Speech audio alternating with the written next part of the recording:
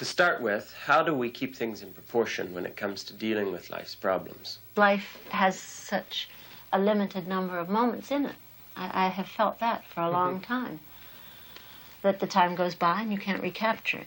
And people, I think, in their relationships in life, especially their marriage relationships, their relationships with their children, are so apt to think that time is frozen, that situations are frozen, that the kind of difficulty that they are in at the moment is a frozen thing, that it's not going to change. And the moment is so soon past. It's quite the other way around. Whether you're having a titanic fight or whether you're having a beautiful moment together, the time isn't going to last long. Why are there some Christians who seem to always be making claims about healing and perfection in this life and so forth, when we live in a fallen world and Christians and non-Christian alike, being in a fallen world, have to face these things? I think it's a misunderstanding of the promises that God has given, which do apply to the future.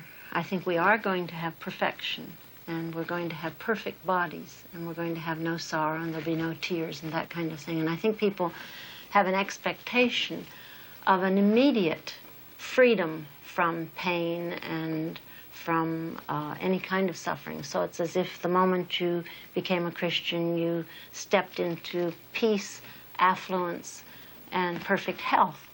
And I don't find any promises in the Bible there, nor stories concerning, if I could put it this way, the favorite characters of the Bible. You take Paul and Timothy and Stephen and so on in the New Testament, or Daniel in the Old Testament, and you find that the stories which give us such courage to go on are stories concerning a combination of their faithfulness and their trust in the midst of difficulties.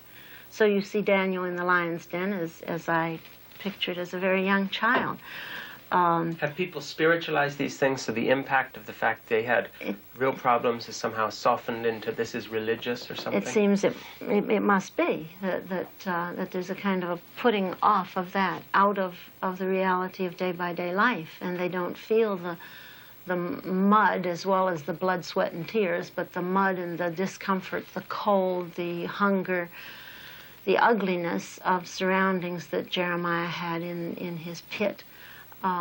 And they sing, "Great is thy faithfulness, morning by morning new mercies I see," which comes from Jeremiah in Lamentations. I mean, this is Jeremiah's actual praise to God. I mean, it's his verbalization, it's his phraseology as he thanks God. But in the midst of the pit, he's right there in the pit when he's saying it. And they take him out of the pit and in their imaginations. I include myself in that. I've often sung that song, especially before I wrote the book Affliction, thinking of flowers on the breakfast table and orange juice and steaming coffee and croissants and so on, this kind of morning by morning new mercies I see in the midst of something very lovely in the morning.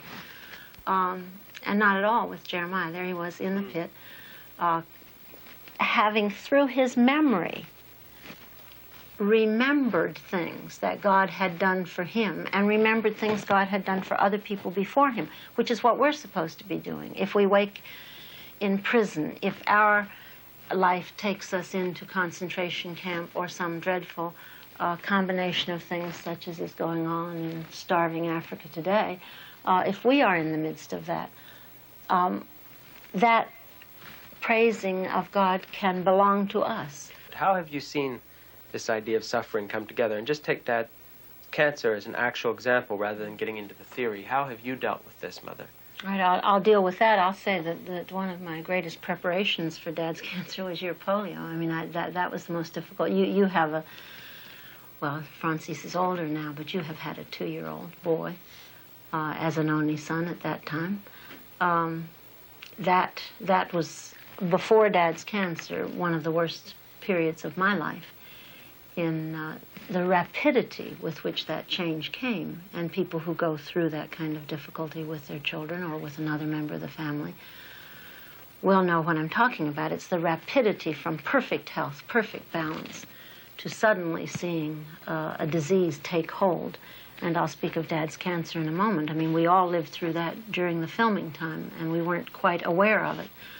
When your polio hit you, it was a matter of hours that you could almost see, as if it were one of these films that film a plant growing, put it together rapidly. You know, you could see the deflating of the muscles in your leg, and it just seemed unbelievable. But I would say that my occupation with you at that time, and then I'll come to Dad a bit later, my occupation with you at that time in the hotel in Paris, on the train as we came back, and in the months that followed, it was a moment-by-moment, day-by-day consideration of the importance of that moment in your life, as well as in mine, as well as before God and the angels and the thing of prayer and so on. It's a combination of the whole thing. It relates back to that treating each moment as important, because it was important at that time in Paris not to sit down and wail that, oh, Frankie may have cancer, this looks like, polio, this looks like, I don't know of any other disease that would behave like this except polio. Here was a little 2-year-old that needed to be occupied with, I mean, that you could sit on the bed, you could play. You had wailed, I can't walk, and I had said, well, we'll find out about that later now. Let's have this game, and we played. And so in a sense, that's the way it is all through life. You may say, well, that's different than an older, you know, your husband suddenly having cancer. I would go back to our time of filming, the preceding, during the beginning of the cancer, Dad's tiredness in Israel, in that filming when he must have been doing it with cancer. It was day by day encouraging him, trying to do the physical things that would help, whether it was orange juice or whatever, but encouraging him in praying with him as he himself prayed day by day. Lord, you know, I can't do it today, but do it, you know, show your strength in my weakness today. The evidence of the reality of answered prayer is seen on that film. In the 5th episode, it's right there. For yourself, for us as a family, for anybody else to see. That day by day, in the face of impossibility, an important thing was done. Let me just clarify, because we didn't. That's episode 5 of Whatever Happened. Of Whatever Happened to the Human Race. That's episode 5. Now, had Dad given up, because he's the one that could have given up and said, I can't go on, I really can't go on, there's something wrong with me. Had I, as a wife, given up, and been struck with terror and said, now you've just got to get out of here, we've got to go see a doctor, something, there must be something wrong with you, there would be no episode 5, which just, I'm trying to put things into a framework of all of life and then of eternity as a huge circle around it. Here you have a day, a few weeks, incredibly important, if that episode is important in making vivid to people the substitutionary death of Christ in the context of Abraham and so on. The wonder of the resurrection in the context of the garden tomb and all that took place there. That could have been wiped out. To me, that's a tremendously vivid illustration of what you're asking. Let me ask. How do you treat suffering? You realize that there is something, whether for the hour or the day or the moment, that could have more importance. People may say, oh, well, we aren't making a film, so how, I mean, our lives aren't going to be multiplied. On Tuesday, the 5th of October, it's not going to be multiplied. That isn't the point. When you see in the framework of eternity, of God saying that we have no idea of the importance. I mean, there's a battle going on in the heavenlies. Mm-hmm. There is more taking place every moment of every person's life than they can possibly evaluate or analyze. Now, seeing life in that context of there is something important today, and the prayer morning by morning should be, and I'm not just speaking of a pious kind of prayer, but the cry of the heart should be, don't let me spoil, don't let me hinder, don't let me destroy. We could put it in the context of filming this episode, God. this episode of my whatever it is in your thing for me to do. How is it that you often hear expressed the idea that if you just have enough faith, you'll be healed of whatever the problem is? And this seems to often lead to a really cruel situation of self-doubt. How's all that come about? I don't believe most people really take seriously the fall. To me, it's ground into me, all the way down to the depths of my being. We live in a fallen world. It's abnormal. It's not going to be normal, as Mother said, till Jesus comes back again. Now then, I am not surprised, therefore, when it is not normal. I'm not surprised when trouble comes. I take seriously the fact that when the revolt came against God, that everything under the dominion of man, with a capital M, was spoiled. This is a spoiled universe. I see it that way. The danger, of course, is seeing it all spoiled and losing the creation beauty, losing the glory of life. Life's marvelous. The human relationships, just Edith and myself, it's precious beyond words. There's no way to evaluate the wonder of our relationship through all these years, from the time she was 17 and I was 20 until now. So there's plenty of beauty there and there's wonder there. But at the same time, the world is out of joint. Now, if this is not only a theological proposition to be fought for in insisting on the reality and historicity of the first 3 chapters of Genesis, or 11 or something, if it isn't up there, but it's down into life, it gives you a framework to see things which are very real, which I think is the biblical framework. Now, you do have to say this, that I think there are 3 sources for trouble in a Christian's life. The first one is shown most of all in Job, and that's the battle that Mother talked about in the heavenlies. Our life is too circumvented, the way we live in the world's way of living, of looking at life if we're not careful. But in the biblical way of looking at life, there's a vertical and a horizontal extension which removes us out of the merely moment-by-moment human. And the vertical one is that we're sharing in the battle of the heavenlies now in a way that we don't understand. And Job is the big example. People often forget something about Job. When we read the book of Job, we have the first couple chapters, so we know that it was a part of the battle in the heavenlies. Poor Job didn't know that. The heaven just fell in on him. His children were killed, his cattle carried off. He didn't know he was a part of the battle of the heavenlies. We don't either. The horizontal extension, of course, so that's one area that we have to take into account. Of the battle, of troubles. Okay, and the second area is that Hebrews says that sometimes God does chasten us, and that indeed, we have to consider when trouble comes with seriousness, Father, you're teaching me something. And sometimes we can see very clearly and say, I have to say I'm sorry.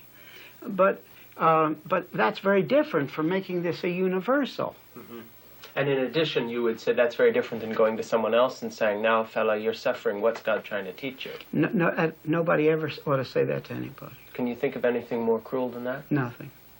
I had an example. I learned it with tremendous ferocity in my first pastorate in Grove City. There was a dear woman there with multiple sclerosis. I remember her name. I loved her very deeply. And I loved her husband. They're both dead now, but they're both very fragrant in my memory. And she had multiple sclerosis, and she was getting worse and worse and worse. And she was dear. And I would say a lot of the results there in the Grove City Church came from the fact that in her I had a real prayer partner, with Mother too, of course. So this woman, Mrs. Armour, and her husband, Mr. Armour, both of whom are dead now, really are very fragrant in my thinking after all these years. And I think a lot of the blessing in Grove City came in the fact, not only of Mother's and my prayer times together, but I could go to this woman and talk to her about the troubles in the congregation. And I knew she wouldn't talk. And she shared with me in prayer, almost step by step, just as Mother and I always shared everything. Now, one day, if I've ever seen anybody love the Lord, that woman loved the Lord. And one day I came and she was in tears. And some people who believed this other way had gotten into her and told her she must have the sickness because there must have been sin in her life. And I was furious. I remember Mr. Armour stormed and he said if I could get my hands on those people. Because this woman, here she had this trouble. Now they heaped this feeling of guilt on her until her husband and I were could dispel it. I've never, now let me say this firmly, I've never in all my life seen anything more cruel. Were you angry? I was furious. I was furious. Really. I'm furious now just telling you about it. My blood pressure's going up. And this was terrible. And it is cruel. And it roots back into this mistaken idea of the fact that we escape the fallen world just because we're Christian, if we're Christian and if we have enough faith. And that just isn't true. One thing I've learned throughout my ministry, and all the way up to when I have found I had cancer in the Mayo Clinic, and then one of the doctors, for example, a fellow by the name of Steve, very dear Christian, said, would you please visit my mother? She's just found today she had cancer. She's read your book. She respects you. She's really very, very down. Would you please visit her? So, of course, I immediately got up and went over to the hospital and visited her. And I remember her first question. It was, well, after she said how glad she was to see me, et cetera, et cetera. Then she said, why has God done this to me?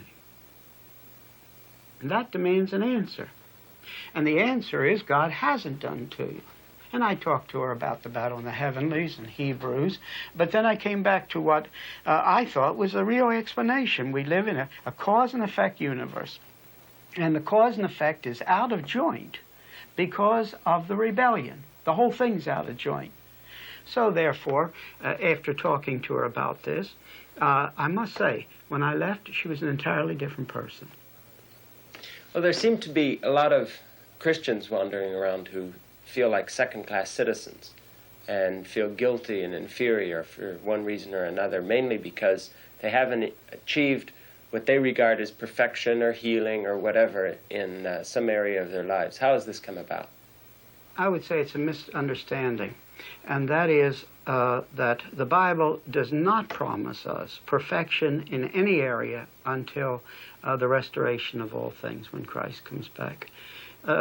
You see, people read the Bible too simply. In a way, you can't read it too simply, but it's too simply now as I'm describing it. They'll pick out this and they leave that. So Jesus says, anything you ask in my name, I'll give you. Well, if you just take that sounds in this direction, something like this. But then you turn back and you see Jesus himself in the Garden of Gethsemane. Jesus himself. And to me, this is one of the great crucial moments of all history, of everything. And Jesus is saying, here I am, Father. If it could be your will, take it away. But don't take it away if it's going to spoil the work I came into the world to do. Now you extend that to Paul. Who's going to say Paul is a man of lack of faith? Or he isn't praying. We know he prayed all the time. He says he did. And yet at the same time, he says expressly he had a thorn in the flesh, and there's no reason not to think that it was physical. None whatsoever. And he asked 3 times it'll be removed. And it wasn't removed. But God is not a dispensing machine. God is a personal God. And I must allow him to answer my prayers in the light of his wisdom instead of my limitedness. And that's not a cop-out? Not at all. Not all. It's rooted in the heart of all things, and that is he's infinite, I'm finite. I'll tell you something. Nothing could terrify me more, and I'm being very serious. Nothing could terrify me more than that I could ask for anything today and get it. Because I don't know enough. Including for your own health? Oh, absolutely. Just as much as for anything. Are you willing to say that as a person who, okay, let's face it, has cancer that's serious enough so it could be killing you? Yeah, of course. And you could push a button and say, get me over my cancer, and if you had, quotes, enough faith, you know it would work like a machine, even at risk of yourself dying of the disease, you'd rather have it the other way? Well, I'd split it, to be honest. If I could wave a wand or push a button and get rid of it. In one sense, of course I do it. Who wants cancer? I mean, let's not kid ourselves. It's no pleasure to live with this thing on top of my head all the time, and going up and down, you know what I mean?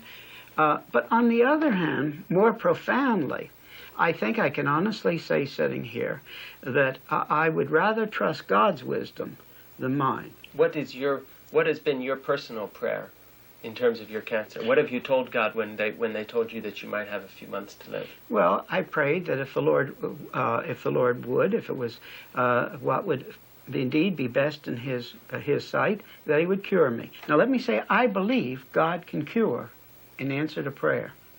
We've seen it in La Brea a fair number of times. Okay. So I want to stress that. But what was your personal prayer? Yeah, but now let me stress it.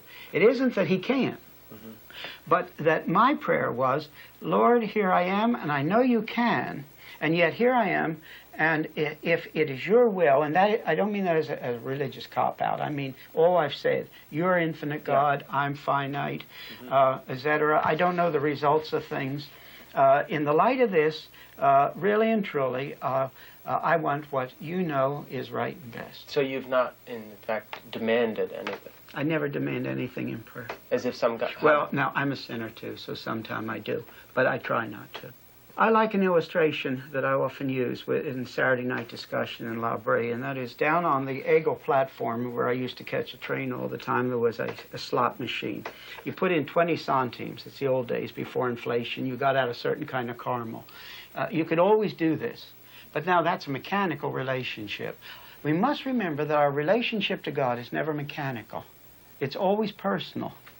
And I must come to God dealing with Him as a person and realizing that He knows more than I know. And what I must wish is for Him to deal with me in my prayer. And we have a promise, and that is in Romans 8, that the Holy Spirit will take our prayer and to make it into what it ought to be. And I think that's what it's talking about.